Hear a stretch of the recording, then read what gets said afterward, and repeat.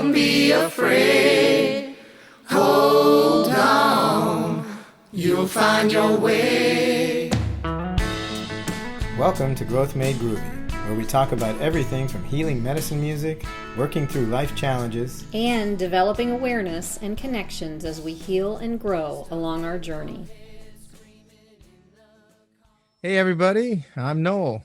And I'm Caroline, and welcome to Growth Made Groovy. Groovy. Right. It's hard to do with the delay, but we did. I know, right? It worked. We got it. It works. So yes, welcome to another episode of our podcast called Growth Made Groovy by Indivinity Productions. And on the show, we talk about a lot of stuff, anything that comes up in life, but we go by the songs that we had written, and so whatever the topic is based on what the topic of our song was.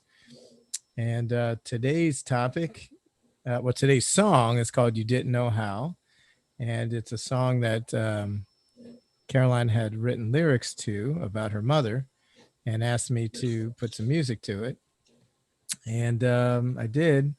And there was a whole process to it, if you want to fill them in on that, because it was like a year long, almost to the day. I think it was to the day, but yeah, actually pretty close. Well, yeah. So I wrote the song. The original writing was on May 11th, 2019. And I was struggling because of the healing aspect of this, because it was about my mother. And it just happened to be on Mother's Day when I wrote it. So that added some layers of, stuff to it. And I remember when you and I were working on it and you were coming up with the music, I was asking if you could do the music in a certain way that you weren't used to doing it. So it was like you were trying to figure it out, and you were doing a great job of it. But I think at that point you were kind of getting frustrated with it because you weren't really knowing what to do. And it wasn't like flowing like everything else normally does, because I was asking you to do it in a specific way. That's how I see it. Yeah. And so it was like, for me, I think it was going through the process of that kind of pushed the song aside. And, you can explain what it was for you. I don't know if that was the same thing, or we were just not able to click with it, or something happened, or we just gave up, or I don't know. I really don't know what happened at that point, but I'll explain if you have anything. Well, yeah, no, I mean, what happened for me was it was a good song, but it was just frustrating me, and it was about mothers. And I don't know. I was like, next, you know what I mean? Yeah, I wanted to do something more upbeat and whatever, familiar, even how much more familiar you can get than about a mother. Right. But I just put it down, and no, not on like purpose, not like purpose. I don't want to do this anymore. Just like, I'll just put it down. And then of course, many songs came between that, where I was just like, yeah, no, and every couple of months he'd say like, well, what about the song from my mom and mother? And I'd be like, yeah. But then I'd have like 3 more downloads coming through me for new songs, and always took precedent. Yeah. So then the update was on. The update. No, I wanted to say that kind of reminded me also about Little Younger You, because it's interesting how those songs that dug like deeply into ourselves personally were the hardest for us to walk through and write and stick with. And I just noticed that, because Little Younger You was like our inner children, and this one was about our mothers, and we were both kind of walking through some things, in relation to that healing aspect. And so it was just really difficult. So finally, I don't know what I said, what happened. A year went by, different things happened. Oh, by the way, we were bored because we were right in the middle of the lockdown, and this happened. Yeah, this just happened to be on the 9th of May, where I don't know if I rewrote it, but we talked about and reworked the music. That's right. And as we were reworking the music, it started to feel better, I think, for both of us, probably more for me than you. I don't know that. That's your, you would have to say. No, I mean, I enjoyed it. And as you'll see in the video, I mean, I enjoyed the song. It was, it was more complex because then it was strumming. Even on the song, I was like, what is this S and P? You know, little song notes I always do with the I chord can't. sheet. There you go. Yes. Yeah. Chord sheet. And then, but the SP, what does that mean? And there's, oh yeah, strum or picking. Strum pick. So, Yeah. which I started to do more after that, more of the picking. Yeah. But this was probably the first one where I did more of picking, and it was just new. So I had to, you know, there was a lot of like, not thinking, but yeah, preparation, because it's like, so strumming, and there's one way of singing with strumming, and then picking, there's another way of singing with singing. And so all that actually got my mind off of whatever the song was about, because it doesn't matter. I mean, when you have to carry the song, I mean, unless you do it 5,000 times, and that's what, you know, professional musicians that do this for a living, that's what they do. They do the song literally hundreds of times. And so they can get into it each time they perform in front of an audience. But, it's a lot to carry, you know, the technicality. The changes in tempo, the changes in the way that you play, and the singing and the matching. So it was, you know, but I enjoyed it. The second time around. Well, and it was interesting the first time. I really loved what you did with the music the first time.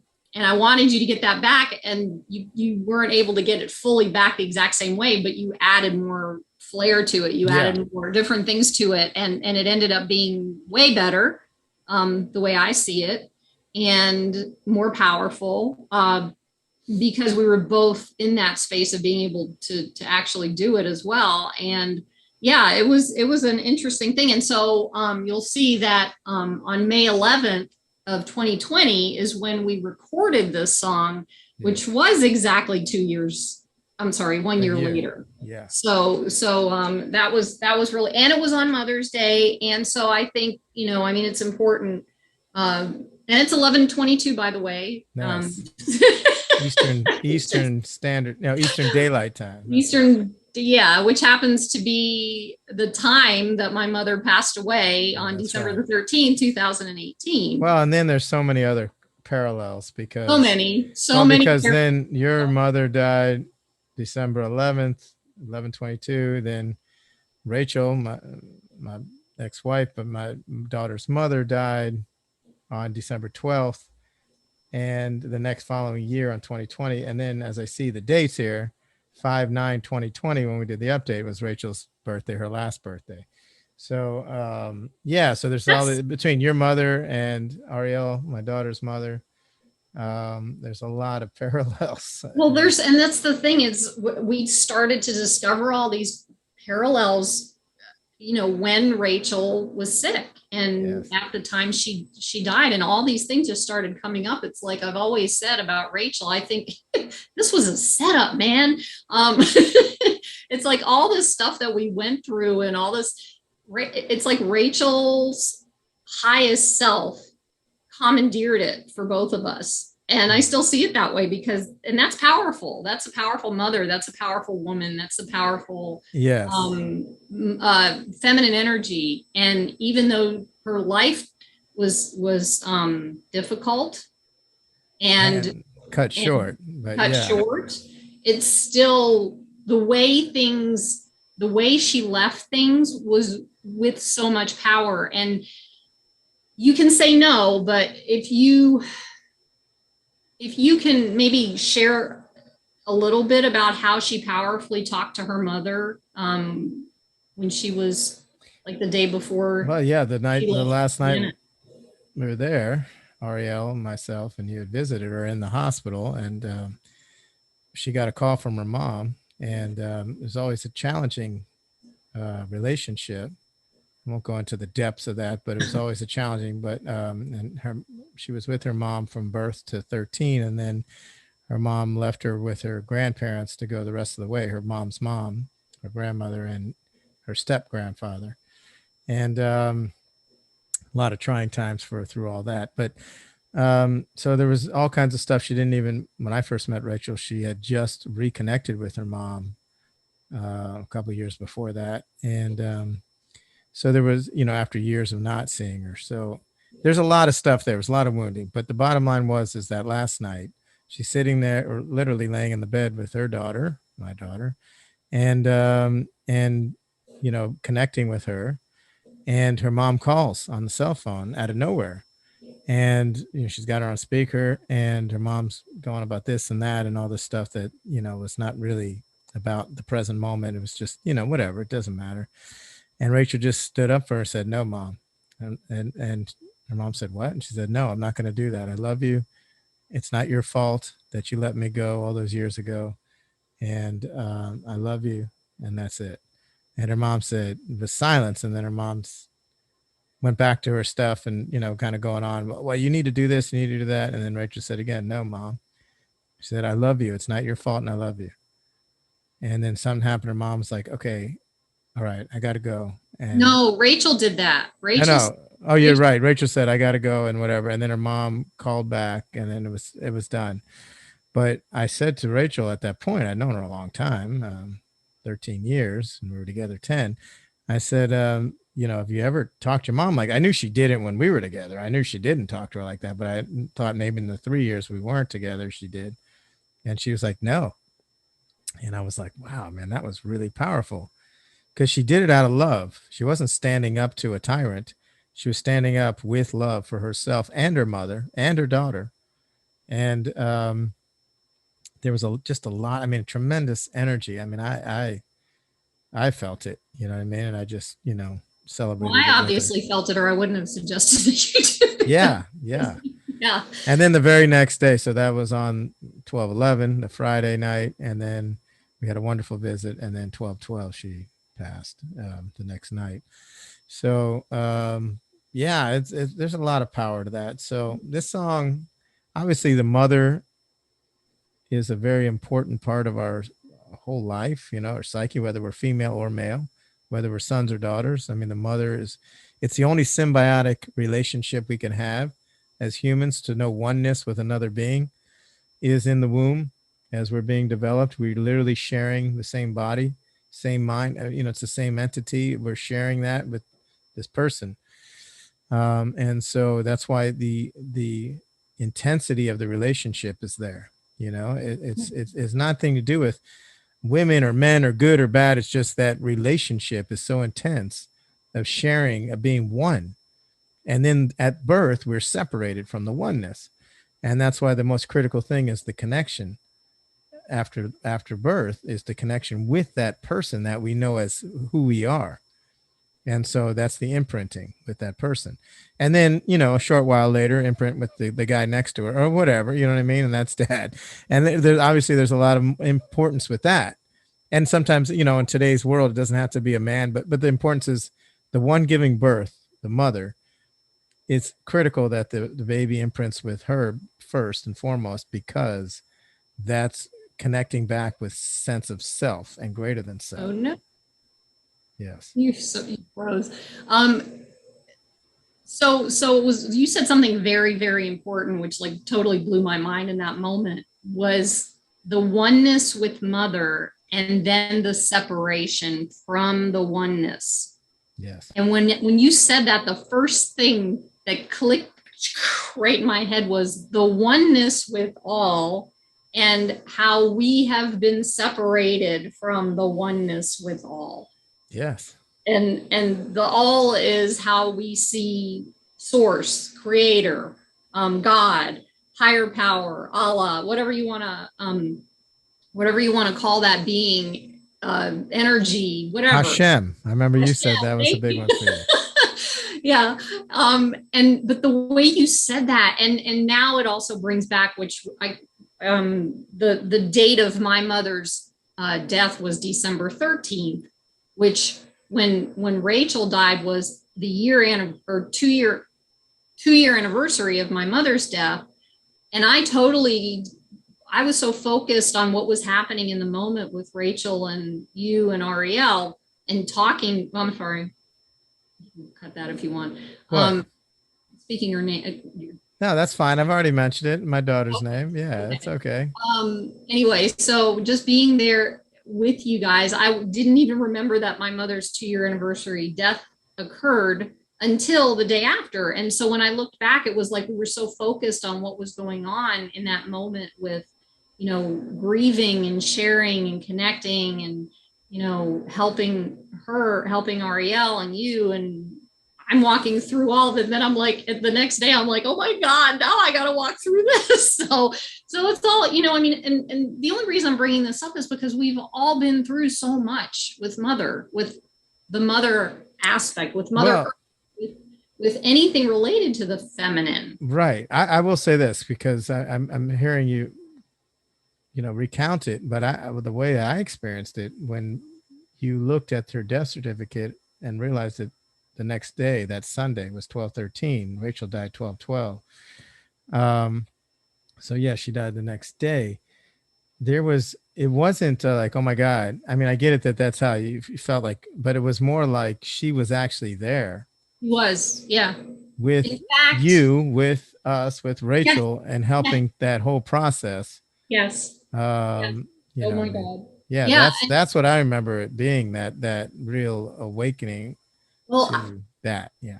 And I remember now, because I forgot to mention this piece of it, because that Sunday morning when I woke up and I'm laying there after meditating, and I've told you this, I heard my mother's voice, and she said,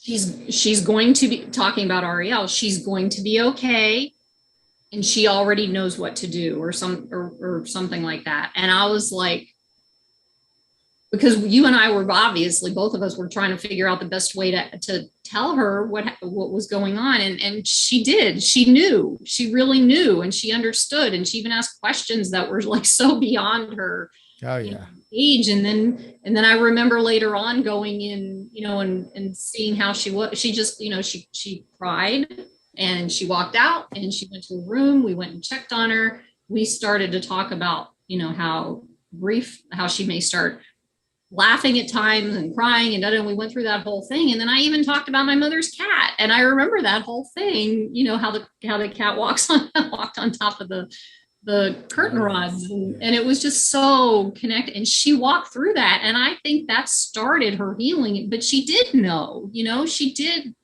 know, in some sense of the word, understand exactly what was going on, and not lie to children. That's a beautiful segue, because the name of the song is "You Didn't Know How." Yeah. And now, as you're saying that, she did know. She did know. And but again, sometimes we don't know how in life, and then, you know what I mean, and crossing over, the connection happens. But there's a knowing underneath everything. Yeah, no, right. The more appropriate would be you didn't know how, you didn't show how. You know what I mean? Yeah. I mean, as a human being, she didn't know how. Right. As a spiritual being, as a soul. Yes. Yeah. Yep. And we're all like that. So that's right. Hit it, man. So on that note, let's take a look. Yeah, you didn't know how. And we'll share that here. In Divinity. There we go. She liked cats. Yeah, that's good.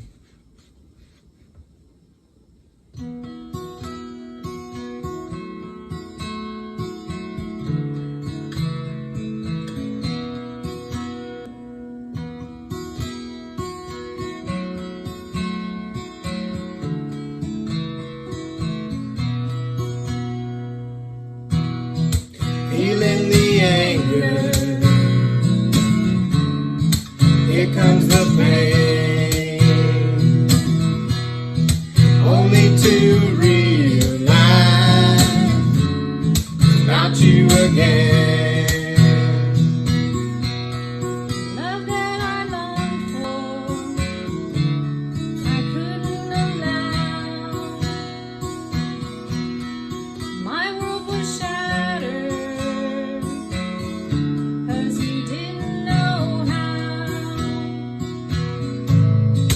When you can't love me, sadness I feel, longing for your closeness, nothing is real. Why can't you love me? Why am I here? You were so distant.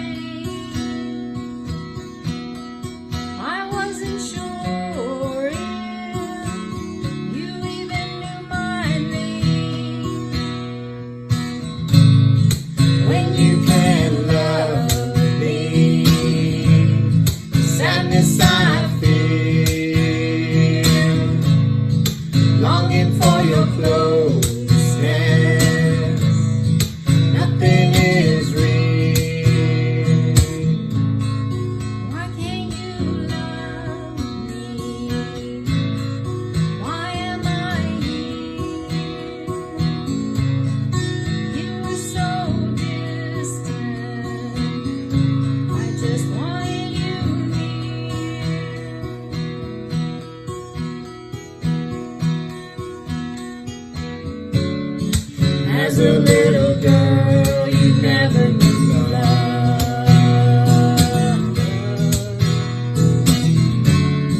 Angels watched over you, yet from above.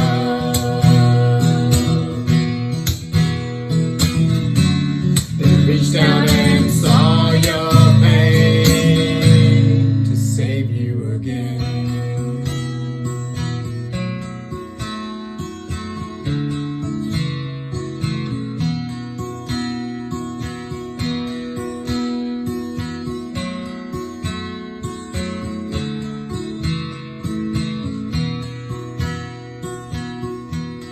You always is you.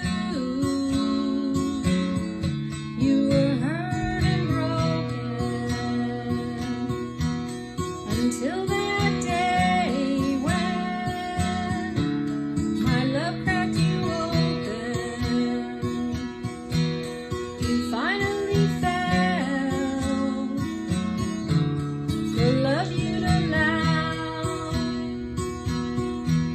It healed my life. Now you know how.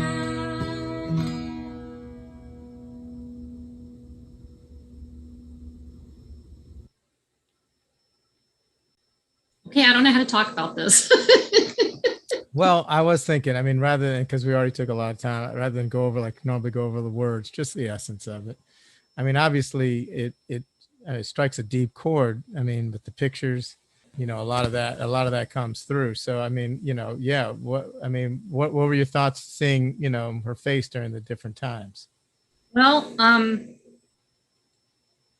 the first thing I wanted to say, because we mentioned it earlier, was about the cat energy, because she's Yeah, always loved cats. I love it. Igor was the cat of choice there. Yeah. He never does that. He was all comfortable. I mean, just licking. I mean, that was great. I mean, he was really just like, totally participating. Usually just like lumps there.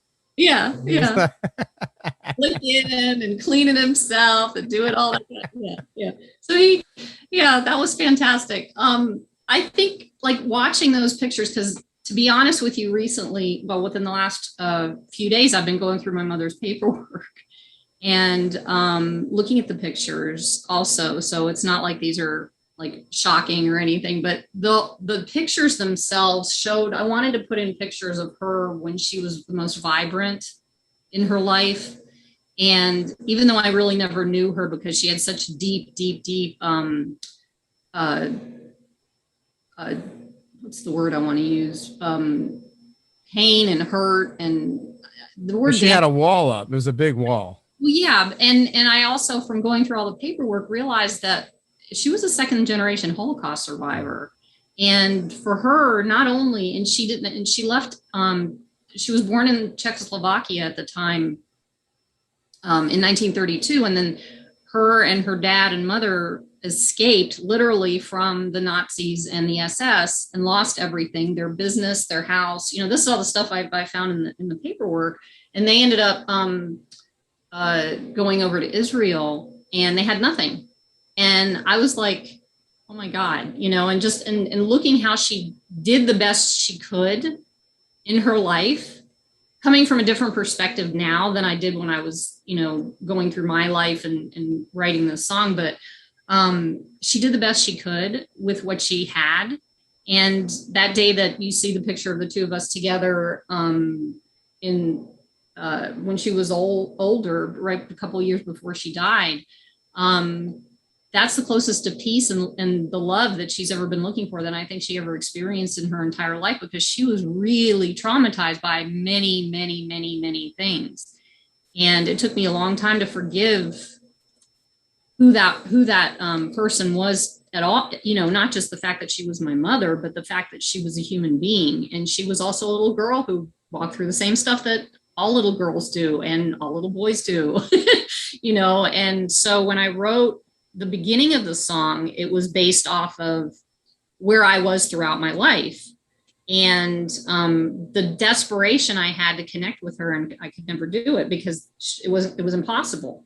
And I couldn't understand it. I didn't know who I was. I never had a bonding with her. And as I I felt lost as I talked about in here. And then I started looking at her and seeing how she was also feeling that way, especially during a war. I mean, her father actually, I think he was in the military in World War I. And she was conscripted into the Israeli Air Force also. So she was in the military. So she had things happen to her as well. So it was like looking back on that and looking at her at her ages when she was little, and knowing that, I mean, I'm sure her parents loved her the way they knew how, but the whole generational thing is, especially with my family, is they were so blocked because of all the pain and anguish that they went through, that they didn't know, they couldn't do it. They survived. They were in survival mode for so long, and they didn't know how to give the kind of love that was needed. And she never learned. And of course she didn't pass it on to me. Along, right. And I did the best I could with what I had too, That's correct. And so the one picture of the card with the angel on it was actually hers. It was a business or some kind of card that she carried around with her. And it was, I found it when I was in New Mexico, going through her things. And she always believed in angels. And I remember when we were in the room together, when I was with her, she would, every time I would look at her or sing to her or whatever, she would look up into the corner of the room. And I know she was looking for seeing angel or something. That's just how I picked up on it. And then kind of moving on to the last line, it was, I'm gonna read this one because it's so important to me. But you always refused. You were hurt and broken. She wasn't, well, I guess in a way she was broken, but she wasn't broken. Her humanity, her humanness was broken, but she wasn't broken. But she refused to give or receive love because she didn't know how. And then the piece about until that day when my love cracked you open, that was a visit. That was after me going through a couple of years of forgiving her and myself. And the picture of you hugging her on her bed. Bed, laying with her. The two different pictures. One where you're smiling, and then the other where you're, I think, giving her a kiss and she's looking up. She actually had a little smile on her face, which I noticed, but it was like a Mona Lisa smile. So it's hard to detect kind of smile. Yeah. But that was like the most incredible day, because I just want to share real quick. After the 3-hour visit I had with her, I went around to the other side of the bed from where I was talking with her. And I sat down and I had a tear go down my face. And for the first time that I ever remembered, she wiped that tear off. And so that's why this line was the day when my love cracked you open, because she wiped the tear. And I'm like, oh my God, I didn't know the hugeness of that until now or recently, but that was big. And then the piece you finally felt the love you'd allow, to the point that after that visit for 2 years, she used to be a Red Cross volunteer in Germany, and she did the same thing. She went out with all the other patients the what do you call it? Help me out here. What, in the hospital? Well, it wasn't a hospital. It was the barracks. Same place where Rachel was. Hospice. Hospice. Yeah. She was helping and she was happy. And I talked to her for a long time. And then by the time things started slowing down again, she was like crashing in on herself. She was really depressed again. She wouldn't talk at all anymore. And all I could do was sing to her. And she did allow that love into her life. She did feel that peace that I wanted her to feel. And I had visions throughout my life of just being bedside with her and her being at peace. And I ended up doing a recording that said that I forgave her and that I sang "You're My Sunshine." And the part that the last line is, "It healed my life, now you know how," is from all that. Well, and it just hit me while you were saying that. It healed my life, now you know how, meaning her. Mm-hmm. But I think being her daughter, it healed my life, now I know how.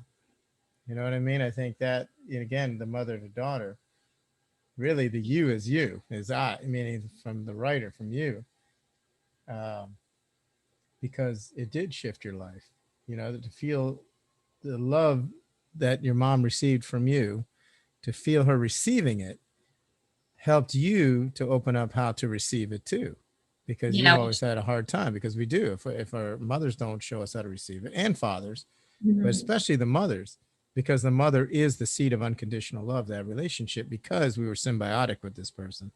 And, And like so you that when we feel that, whatever, if she's able to receive back from us, that reception that receives from our love to her helps us to receive love back. It's like teaching the receiving. It's not really teaching the giving, it's teaching the receiving that allows the giving to happen. And that's why it's so important to heal that relationship with mother, because I'm not a feminist. However, women have been through a lot in the trainings that we have received throughout the millennia. Absolutely. And it not only affects us as women, it also affects our children, and our children can also be sons. And Absolutely. They are. Often they are. What, about 50% of the time? 49.8. right, I have one of them, and I have one of the daughters. Right.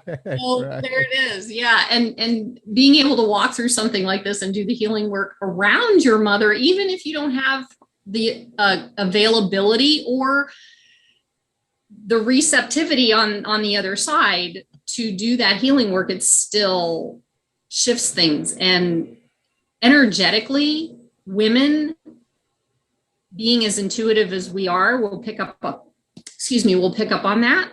And it in some way will help even our mothers to heal as well. And another piece of that I just wanted to share real quick is that in the process of all this, yesterday I've never met or known anyone but one person, a cousin that my mother had, who came to the United States, in her family at all. And I was able, through the paperwork, to reach out and found a nephew who was my son's age in the Czech Republic. And we had about a 2-hour conversation. And I'm sure my mother, I know his grandfather's like thrilled about this because he loves this kind of stuff. And I'm sure my mother, I think that did some more healing in the generational. So your grandfather was her cousin?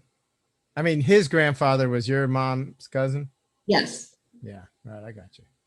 They were first cousins. Yeah. So he's 82. So he's about 7 years younger than my dad, or than my mother would be right now. Right, right. He was still alive. And then his son, they're all named the same thing, but his son is 52. So that's my generation. Yeah. And the grandkid is 33, which is your son's generation. My son's age. Yeah. And this is the side of the family that's the kind, loving, sweet side that I've never known, and it's like all because of healing that mother wound. Yes. And both, and again, for you, especially, both within, for your mother and for you as mother. Yeah. And that's the one benefit you have of being a female, a girl that becomes a woman, is you're able to do this too, which is quite, more, it's a whole different ballgame that as a man, a male really can't grasp. Just like there's both sides on this, but when it comes to having a child, being pregnant and having a child, it's the one thing that females are able to pass along to their daughters, to the next one, which also is a lot of the wounds.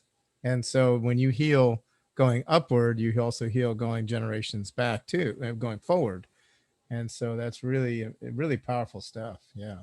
Well, and I just don't want to leave men out of this scenario, because I mean, our wounds as women, the mother wound, powerfully affects the boys. Well, too. listen, we will close in a minute here because just doing the work through here, but yeah, so I'm a boy, a man with a mother and an only child of a mother. And we've had a very wonderful and challenging and tribulating relationship for 50 years.